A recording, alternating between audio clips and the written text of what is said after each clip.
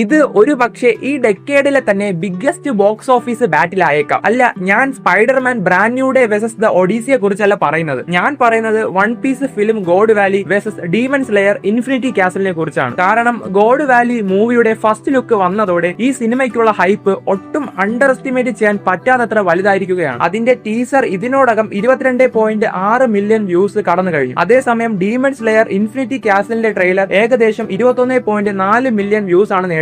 അതായത് God Valley teaser demon സ്ലെയറിന്റെ ട്രെയിലറിനെ പോലും surpass ചെയ്തു. ഇതോടെയാണ് ഫാൻസ് ശരിക്കും വലിയ പ്രഡിക്ഷൻസ് നടത്താൻ തുടങ്ങിയത്. വൺ പീസ് ഡീമൺ സ്ലെയറിന്റെ ഏകദേശം $800 മില്യൺ ബോക്സ് ഓഫീസ് റെക്കോർഡ് പോലും മറികടക്കുമെന്ന്. അതുമാത്രമല്ല, വൺ പീസിന്റെ ചരിത്രത്തിലെ ആദ്യത്തെ 1 ബില്യൺ ആനിമെ മൂവി വരെ നൽകാൻ സാധ്യതയുണ്ടെന്നാണ് ചിലരുടെ പ്രഡിക്ഷൻ. പക്ഷേ ഈ മൂവിയുടെ ഏറ്റവും ക്രേസി ആയ കാര്യം എന്താണെന്ന് അറിയാമോ? കഥയിലെ മെയിൻ ക്യാരക്ടറായ ലൂഫിയോ സ്ട്രോ ഹാറ്റ്സോ ഈ സിനിമയിൽ ഇല്ല. ചിലപ്പോൾ ഇൻട്രോയിലോ ഔട്രോയിലോ ഒരു ഫ്യൂ സെക്കൻഡ്സ് കാണിച്ചാലായി. സോ അവരുടെ പ്രസൻസ് ഇല്ലാതെ തന്നെ ഇത്രയും വലിയ ബോക്സ് ഓഫീസ് മൈൽ സ്റ്റോൺ എത്തിക്കാൻ ഗോഡ് വാലിക്ക് കഴിഞ്ഞേക്കാം. വൺ പീസ് ലോകത്ത് ലൂഫി ഇല്ലാതെ ഒരു മൂവി ഇത്രയും വലിയ ഇമ്പാക്ട് ഉണ്ടാക്കാൻ പറ്റുമോ? 2027 അതിനുള്ള ഉത്തരം നമുക്ക് കിട്ടും.